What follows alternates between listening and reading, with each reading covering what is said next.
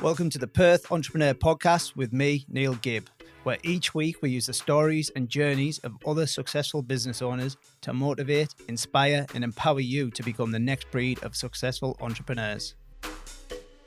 Today we have Kat Blake from Invigorate Naturopathy Clinics. Hi Kat, how are you? Hello, good, how are you? Not too bad, thank you. And we just had a brief chat offline there, and Kat normally works from home, so she's one of the lucky ones whose routine has not been disrupted in much of a way. Is that right? Yeah, it's pretty much business as usual, just a little bit quieter, but the home thing I've been doing for 18 months to 2 years now, so right. Yeah. And have you reverted to Zoom calls for your clients?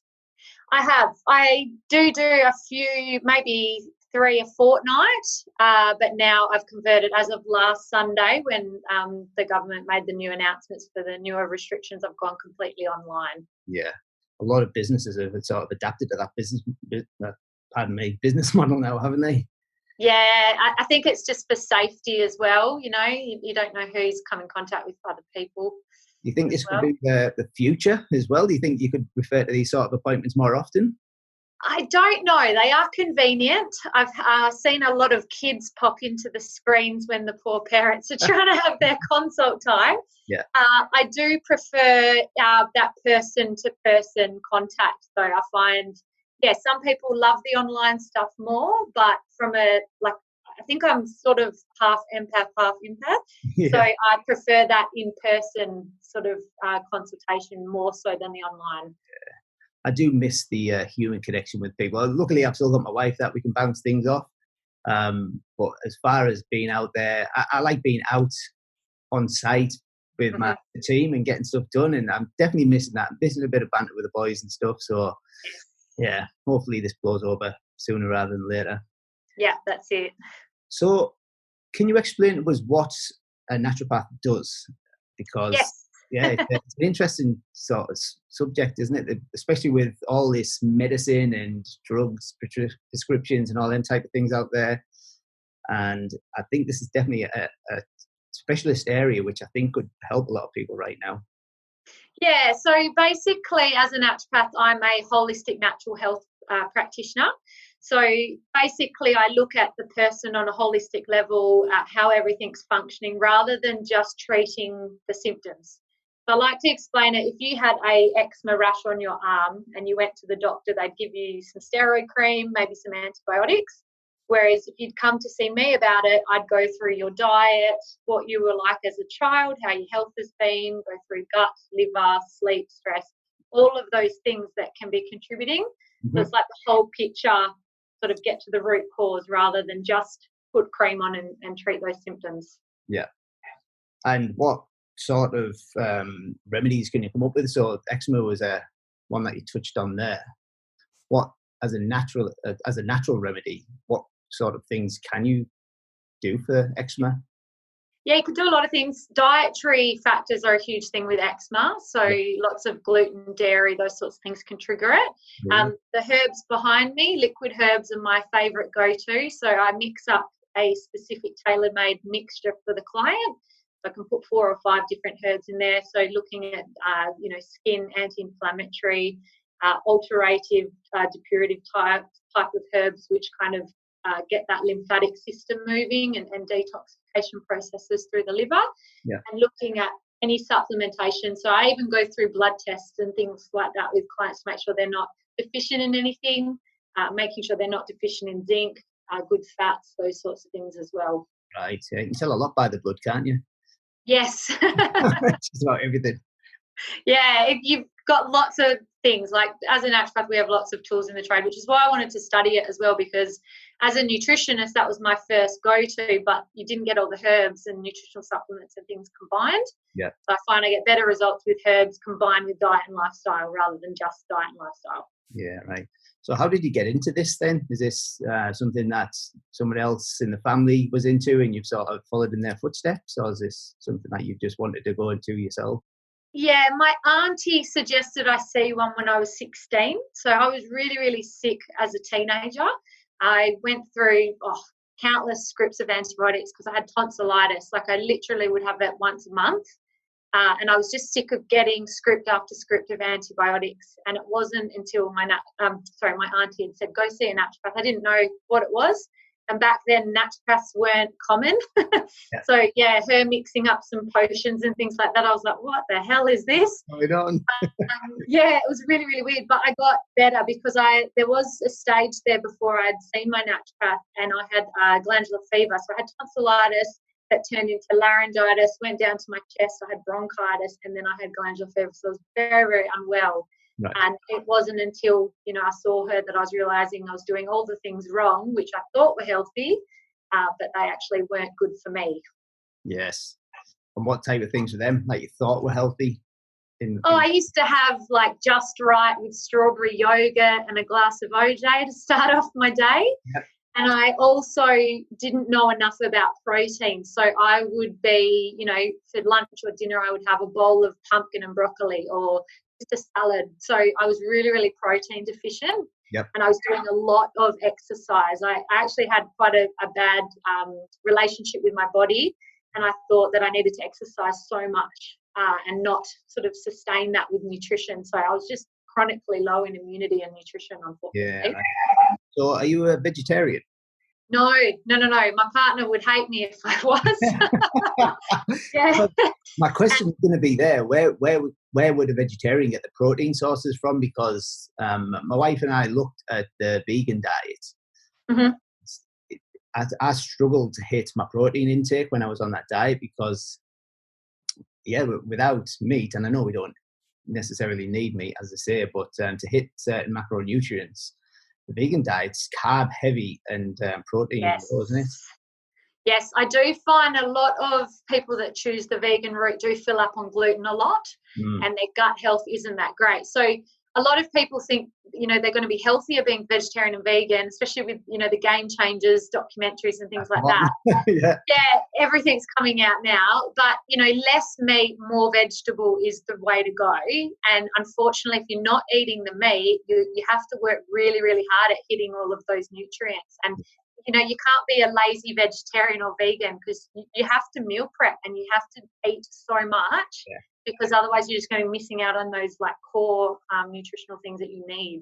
Yeah, it's hard, isn't it? Yes. So, how's the journey of a naturopath? How long did you have to study for this? It's 4-year full-time, so it's a bachelor degree. Mm-hmm. I took some time off in between, so it took about 6 years in total for me. It was a long journey. Yeah. And then when you finished your study, did you work for somebody else or did you just go straight into your own clinic?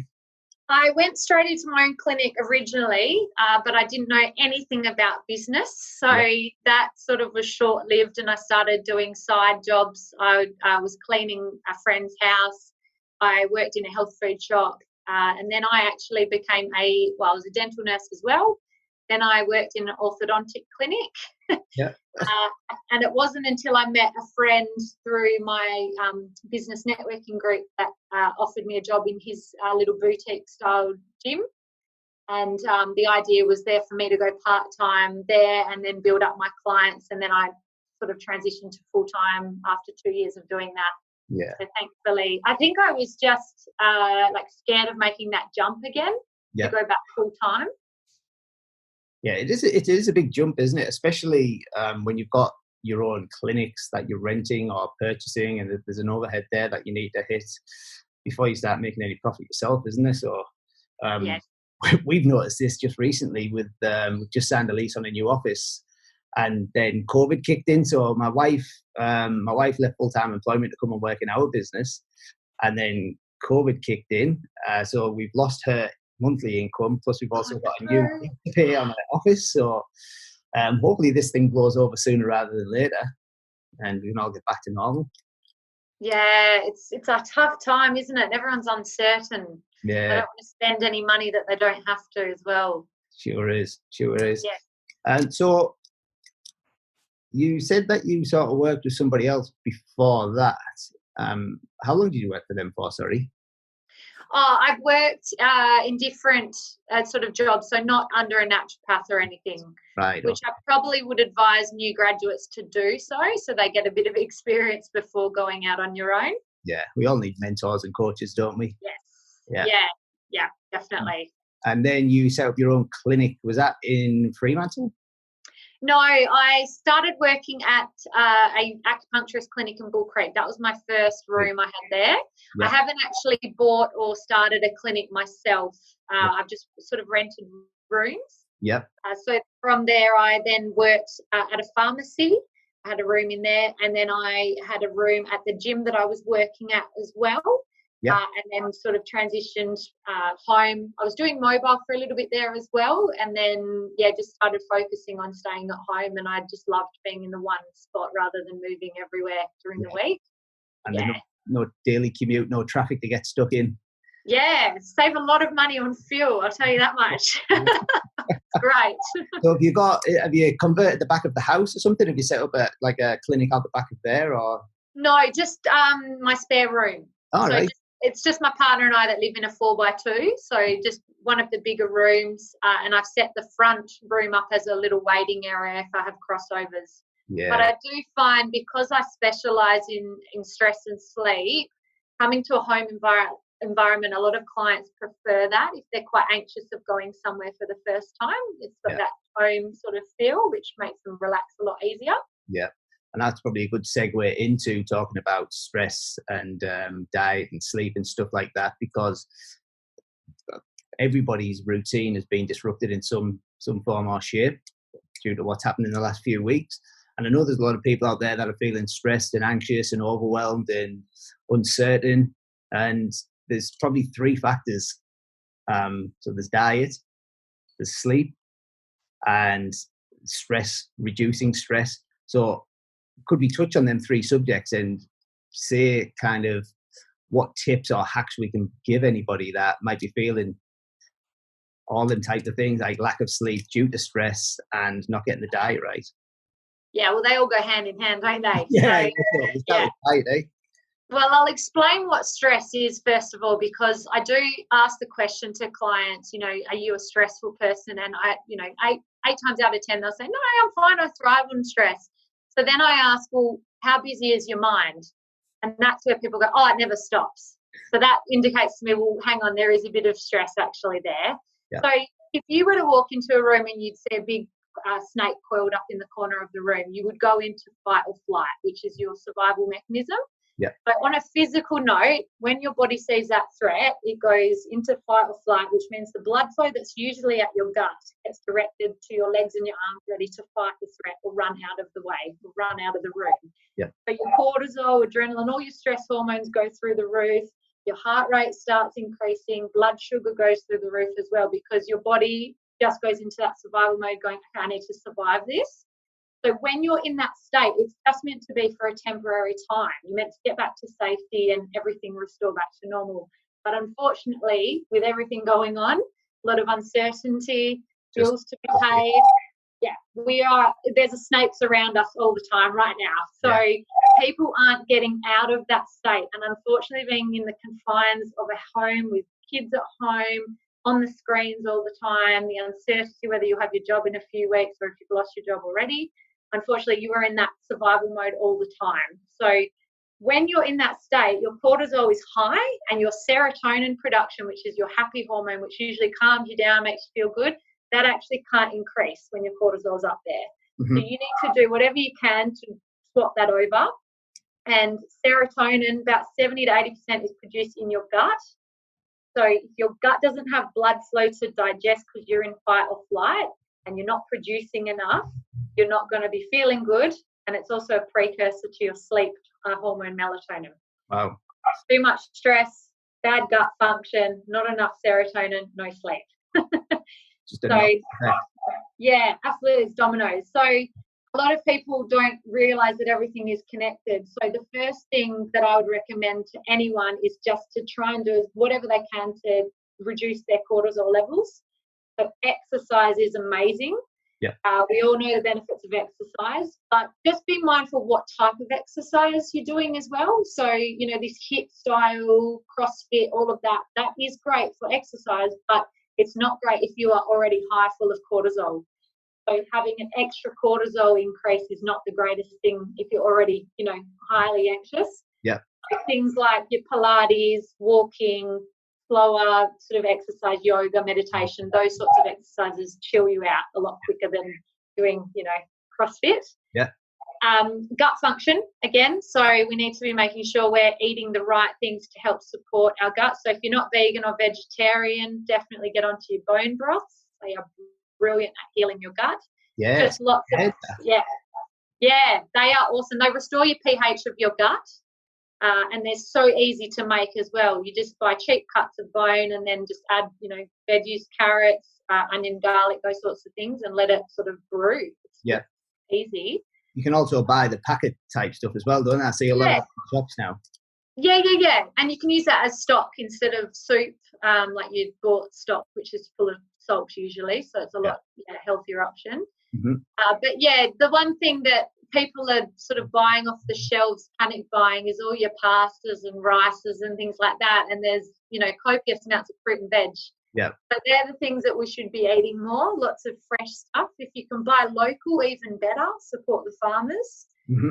But yeah, less sugar. Another thing that we need to sort of reduce is our sugar, especially in this time where immune system needs to be supported, because sugar consumption reduces your immune system by 50% for 2 hours.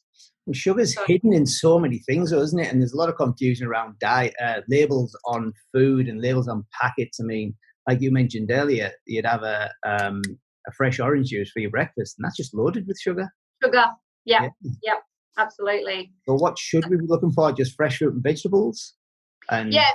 Yeah, if you're not vegan or vegetarian, then obviously your lean cuts of good quality meat as well. Mm-hmm. But making sure you've got heaps of vegetables on your plate, good fats as well, so avo, nuts and seeds, those sorts of things. Drizzle things in olive oil, coconut oil, just making sure you're getting all those fats. Yeah. And just probably 2 or 3 pieces of fruit max. I wouldn't be going overboard on the fruit either because of the sugar. Yeah. Cool. So that's the gut function sorted out.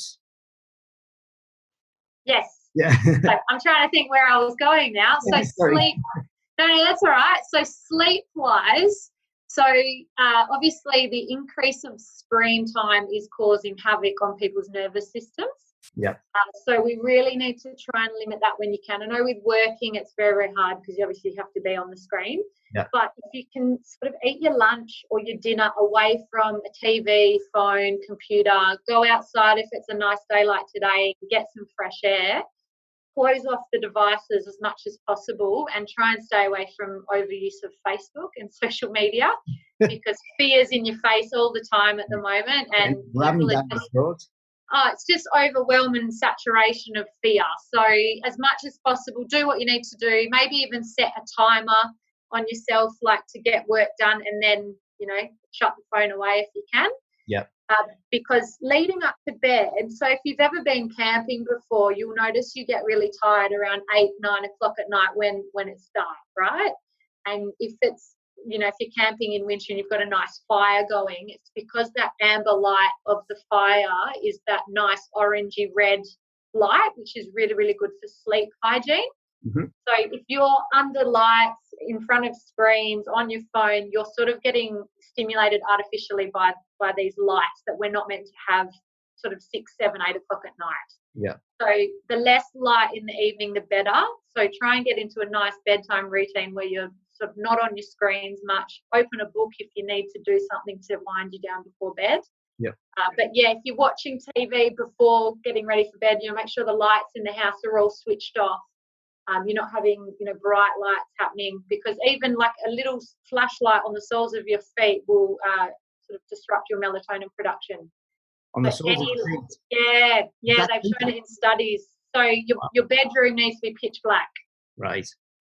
So no charger lights, no street light coming in through the curtains, that sort of thing. Yeah. And you need to have a cool environment as well. It's sort of like a cave, like cool and dark. Yeah. What sort of temperature would you recommend for the bedroom? Anything under 24 usually. Yeah. That's what's shown to help with melatonin production. So at midnight, your melatonin should be through the roof because that's the coolest temperature as well. But you'll notice if you've had a really hot night through Perth summer, when it's hitting those 36, 38-degree days, sleep's just shocking. Like everyone's just tossing and turning. Yeah. So try and get a fan on you if you can, especially for menopausal women, if any of those are listening, because hot flushes through the night are horrendous for them. But yeah, the dark and the cool is key. So yeah, just make sure, like, wear an eye mask if you can't get rid of the street light coming through the curtains or something like that. You don't have those blockout curtains. Yeah. Cool. Yeah.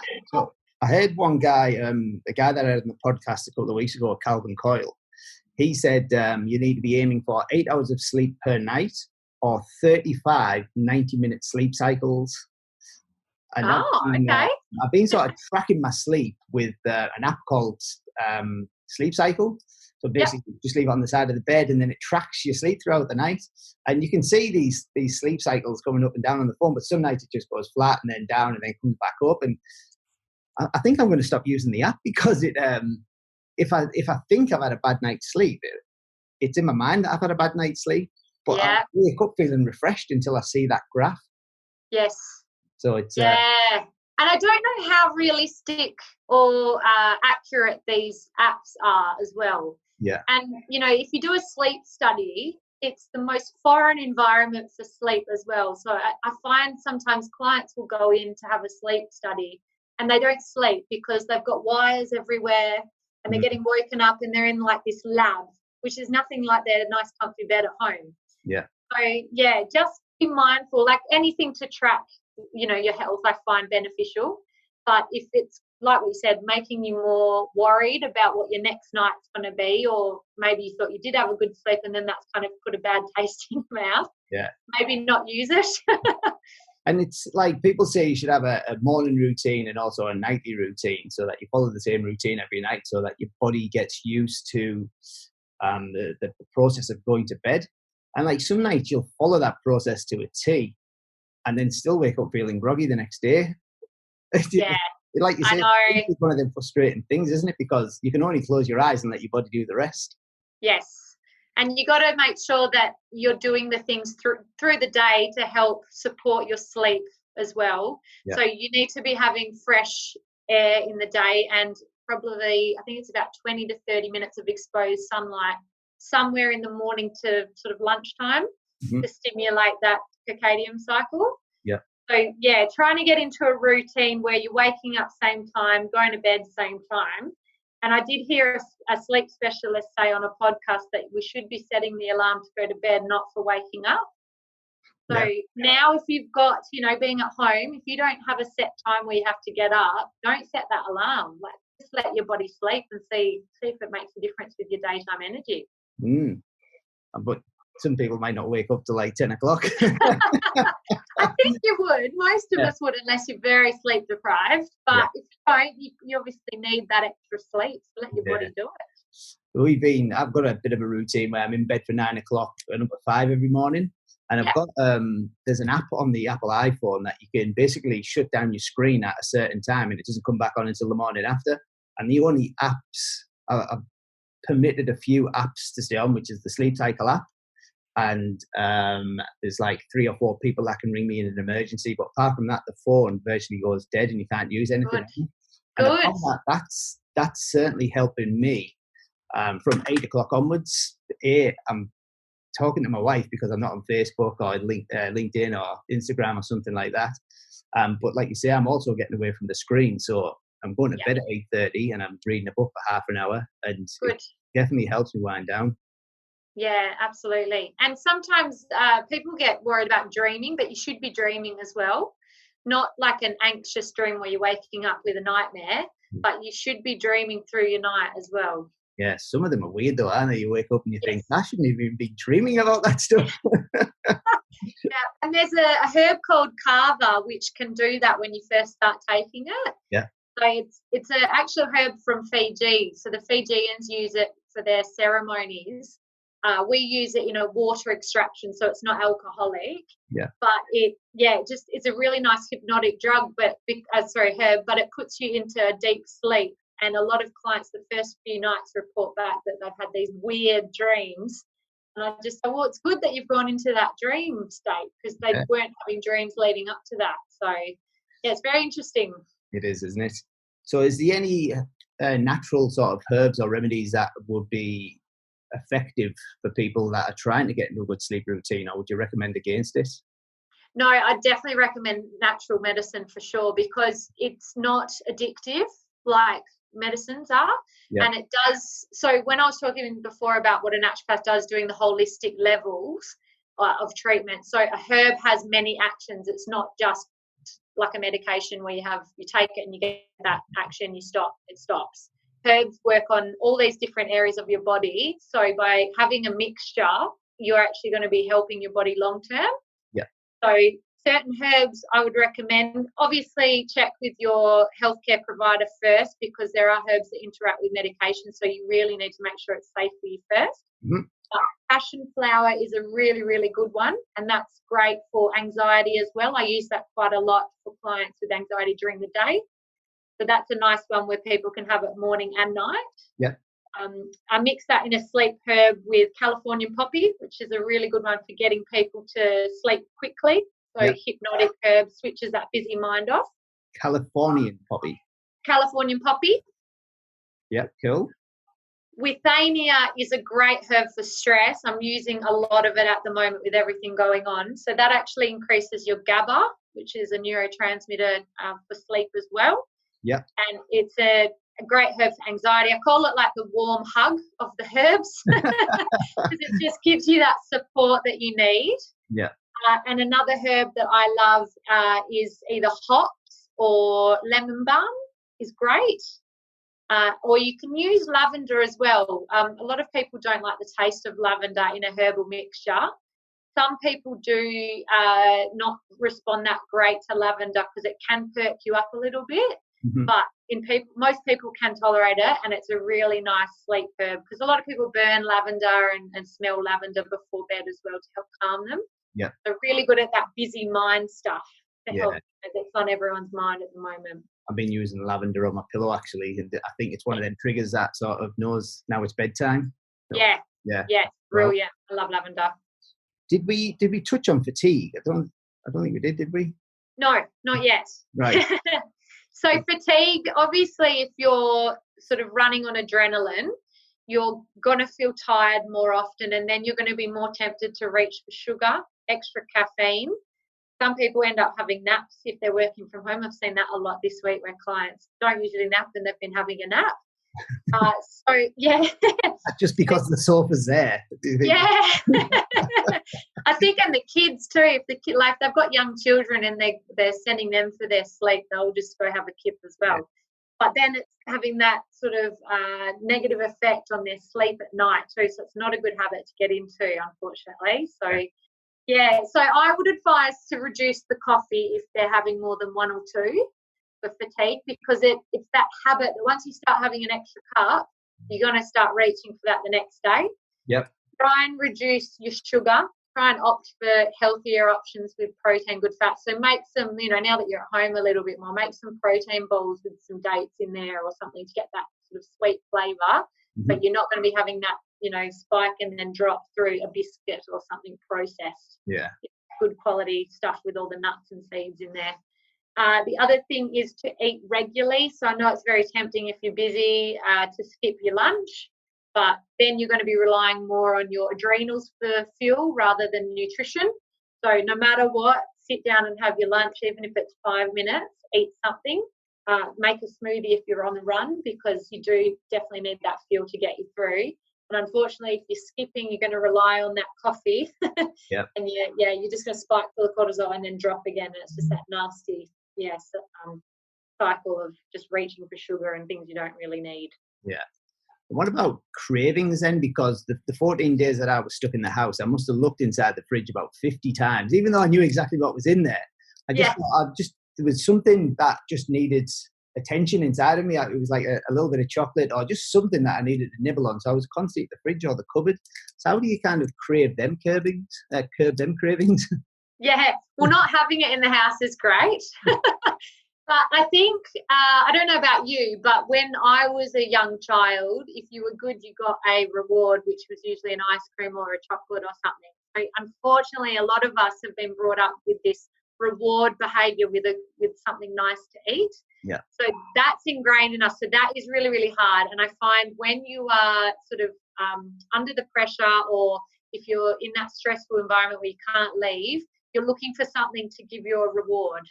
So, it's a bit of an emotional style of eating rather than actually needing something to eat. Yeah. So work on why you're actually feeling like that. Like go outside and exercise or have some water first, or eat something healthy and see if that curbs the craving. Yeah. But there's other factors at play too. So if you've got possibly candida overgrowth in your gut, so you're getting a lot of bloating, white coat on the tongue is the key for candida as well. That craves sugar, so that's a yeast overgrowth in your gut. Mm-hmm. And also protein deficiency, you crave a lot of sugar too. Right. So I usually say try and team up your fruit with like nuts or some sort of protein, so you're not getting a spike of sugar, and making sure those meals are full of really good protein, because otherwise in between will be like mid-morning, mid-afternoon, you'll be wanting that sugar. Yeah. Yeah. I definitely have that on a night as well. When I finish my dinner, I always feel like I just need that little square of dark chocolate just to tip the job. Yeah. So if you're hitting your protein and your good fats, you shouldn't be craving that, because fat, your body knows what to do with it as well. I don't know if you've ever tried to eat like a rich piece of cheesecake or something. You literally get to a point where you can't eat anymore. Like your body goes, that's enough. Yeah. Whereas a bag of lollies, you could smash a bag of lollies and then be like, okay, I'm still hungry now. So your body just doesn't know what to do with sugar. So if your dinner's full of good fat, like you've got heaps of avocado, heaps of olive oil, all of that sort of stuff there, oily piece of salmon, something like that, you shouldn't really need that, because you'd actually feel quite satisfied. You shouldn't need that sweet thing after dinner. Yeah, right. Yeah. See what I can do with that one. What about focus? Have you got any tips on how to stay focused when you're working from home?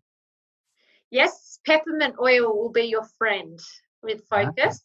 Yeah, that got me through my degree. What do we do with this? Do we just rub it on a tissue? So if you can get a diffuser, they're quite cheap now, available everywhere. You can buy them online from Dusk or even Kmart. I bought a cheap diffuser.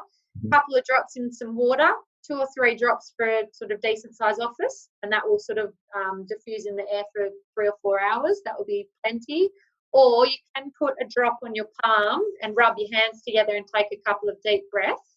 But just be careful not to rub your eyes afterwards, because it will burn your eyes. I've learned that the hard way.